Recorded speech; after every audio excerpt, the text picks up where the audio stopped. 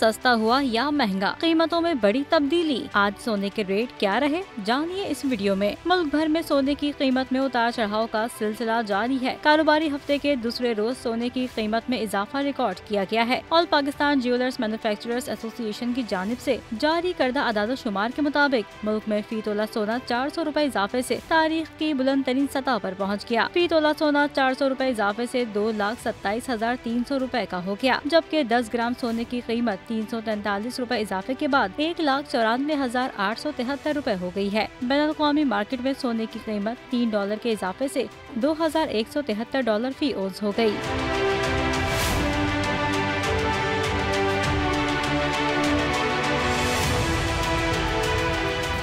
Subscribe करें और bell दबाएं ताकि कोई खबर रह न जाए।